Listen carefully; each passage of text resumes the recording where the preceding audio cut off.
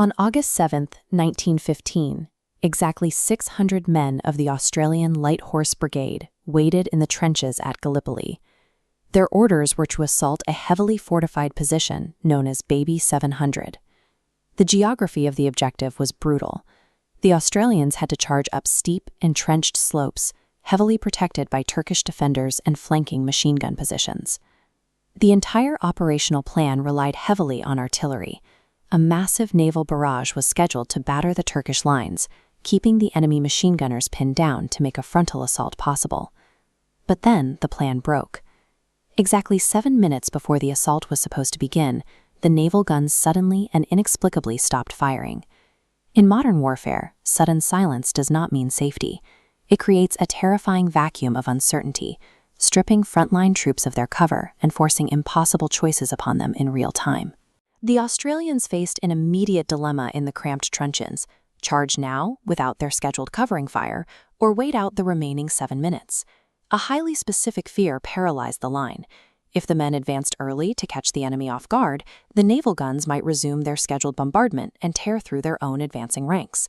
The command decision was made to strictly follow the original timetable. The Australians would hold their positions and wait out the full 7 minutes. During that exact window of silence, the Turkish defenders emerged from cover. Free from the artillery barrage, they had the time to fully man and ready their machine gun emplacements.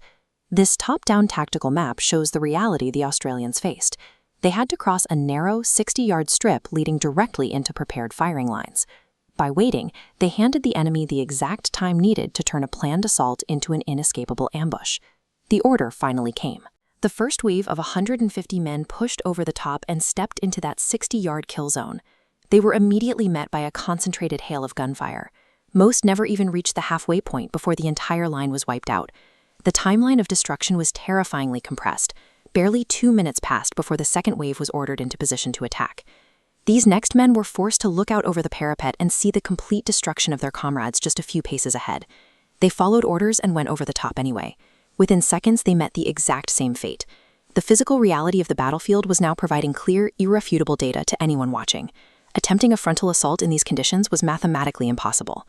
Major Todd, the commander of the third wave, observed this slaughter.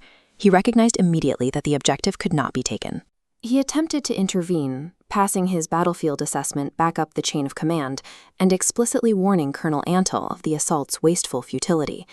But Colonel Antill, insulated behind the lines, dismissed the clear warnings coming directly from the eyewitnesses at the front.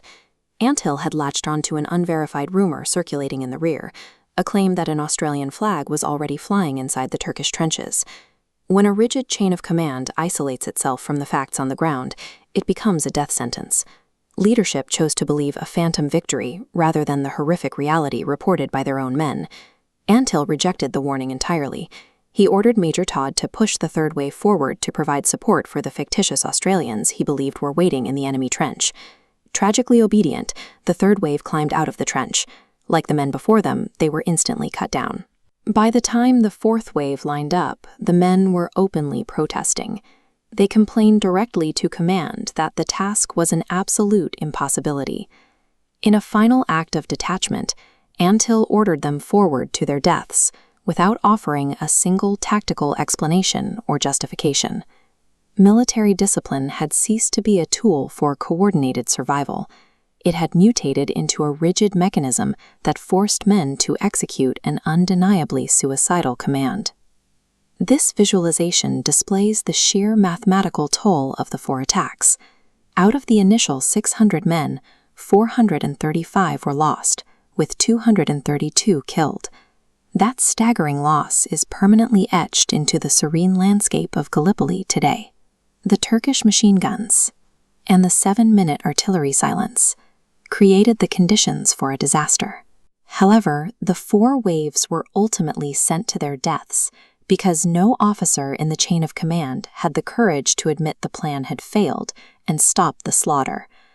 What is the true cost of a system that rewards blind adherence to a plan while punishing those who dare to report the terrible reality unfolding in front of them?